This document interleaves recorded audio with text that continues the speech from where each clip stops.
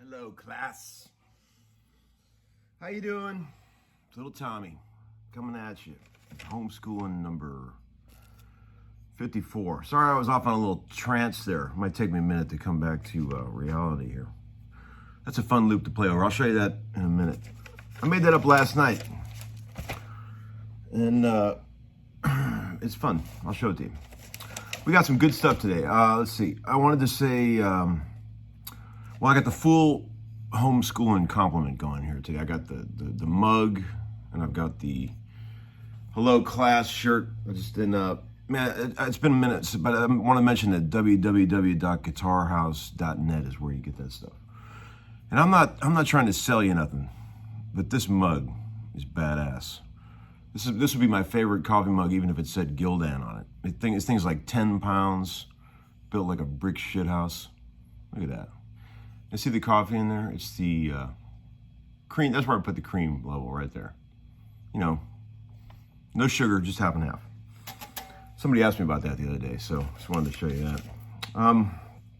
Let's see. Oh, thanks for the comments about the Zeppelin thing.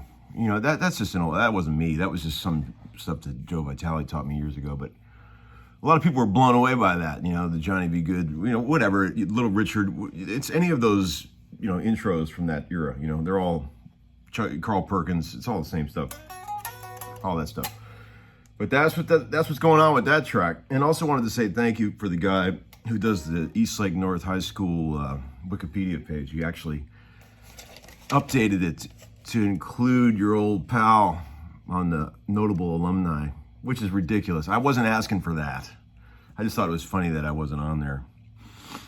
You know, I don't know. But you didn't have to go and do that, man. That's way too kind. Appreciate that, man. I feel bad for even bringing it up. But anyway, let's see. We got some blazing stuff here in the viewer comment bin. I don't even know which one to do first here. Well, you know what? I was going to show you one thing, too. I just got this old boogie yesterday, 1978, 100-watt head. Fucking hell. Got it for cheap, too. This amp sounds so good. I love this amp. I've always had a lot of respect for these early boogies. The original boutique amp, right? My friend Ebo, who's like, one of my best friends, an amazing amp builder and repair guy. He rarely speaks highly of anything, and he always waxes rhapsodic about the virtues of these old boogies. I mean, talk about a clean sound.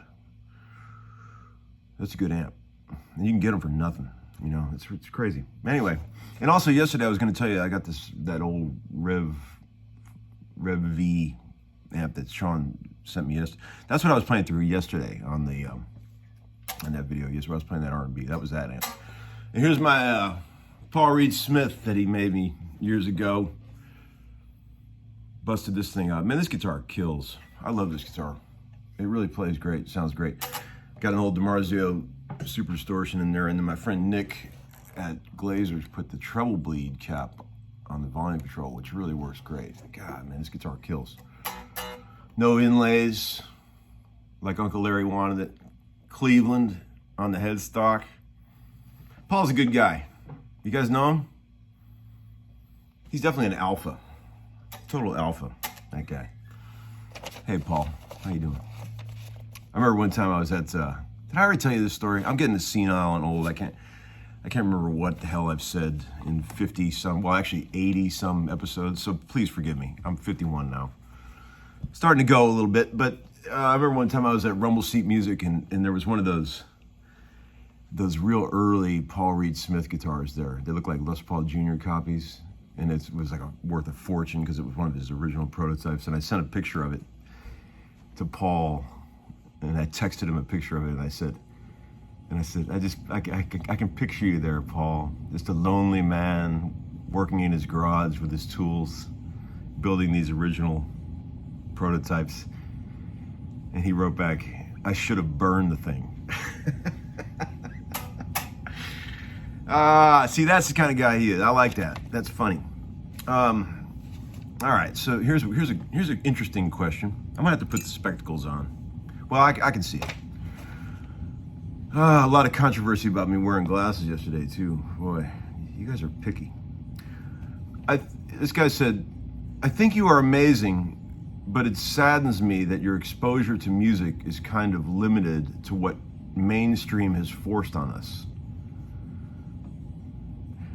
There's underground artists from the punk genre going back to the garage that kind of runs circles around prog rock and classic rock.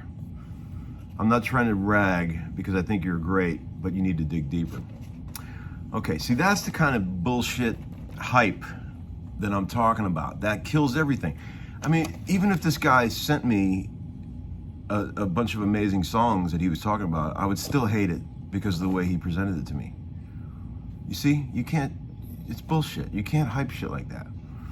He may be right. I don't know. I'm perfectly happy with my Beatles and Stones and fucking Frank Zappa and goddamn Steely Dan. I mean, I feel like my musical well is pretty full. But man, I'm out listening to new bands. I mean, I don't understand. I don't. Maybe he's only judging from what I've said on the show, but fuck this guy. Anyway, no, I'm just kidding. He's probably right. He's probably right. I don't care. I really don't care. We have COVID, so there's really not much sense in worrying about this stuff. Here we go. Another guy said, Tom, hey Tom, do you ever do any sliding? Play slide guitar? I play a little bit of slide. I've played it on an episode or two. I'm not great at it. I mean, I'm okay. I mean, I'm a serviceable slide player. I put it in the same drawer as I put my acoustic playing. When you got guys like Derek Trucks in this world, what's the fucking point of trying to play slide guitar? I mean, I know I've talked about him in the past, but can I just say one more time, like, who's gonna pick up a slide after that guy? I mean, when he plays with his fingers, he's at least mortal. He's still amazing. But when he picks up that slide, man, there's nobody ever that could ever touch him, man. He's so incredible. And he's so young. I mean, can you imagine what he's gonna be doing in 20 years? I mean, And a beautiful cat too. I mean, I've met him a time or two. Just a beautiful cat. Just a fucking great guitar player. Jesus. I feel like he's the best living guitar player in this world right now. He's like the LeBron James of guitar.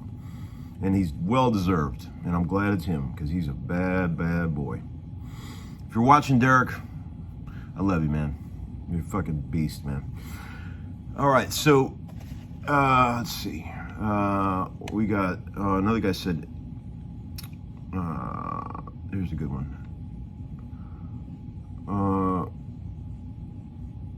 Hey Tom, I can't tell you how much Tom Bukovac hype is going on over here amongst Slovenian guitar players. We're all glued to your channel. This is my Slovenian group here, my original homeland. Love you guys. I've never been there. I want to go back someday, you know, but I'm pretty far removed, like third generation removed, so you might not remember me.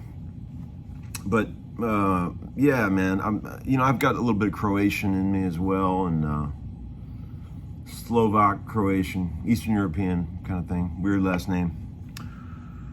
Thomas Joseph, biblical name, you know, that's my name. Yeah, here's that loop I was going to show you. Okay, this is a little thing I made up last night. I'm going to turn all the distortion off and shit. B major, B minor over D, which you could also view as a D6 chord.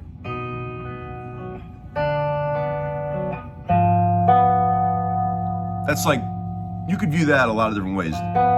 You could think of that as a C#7 with a fifth in the bass. You can view that as an E minor with the third in the bass, that fourth chord. So it's like,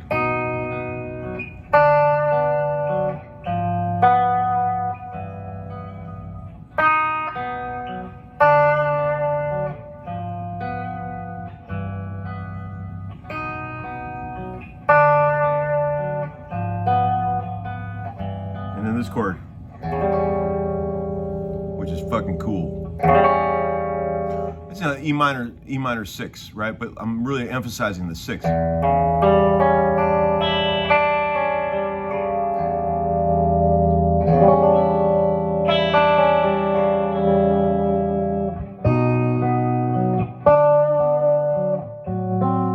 Sorry.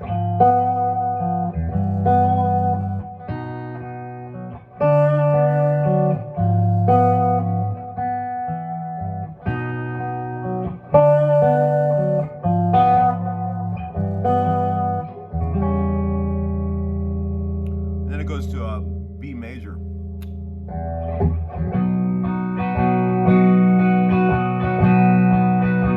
E over B.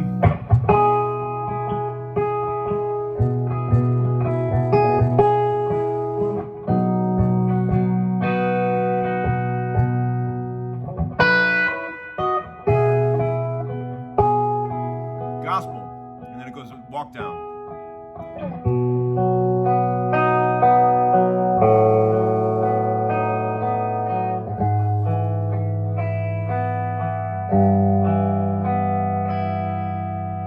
Right? B over A, an E major over G sharp to an E minor over G.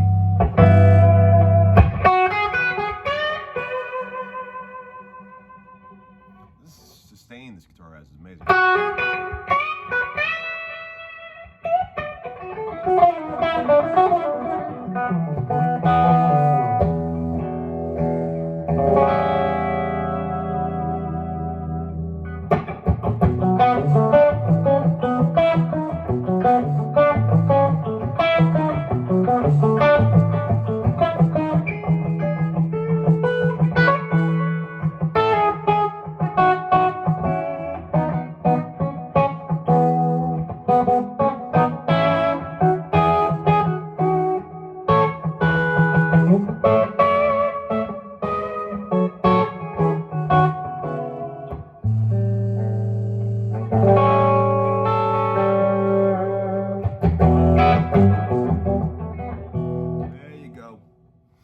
All right, so have a good day, guys. I'll see you all soon. All right? Bye-bye.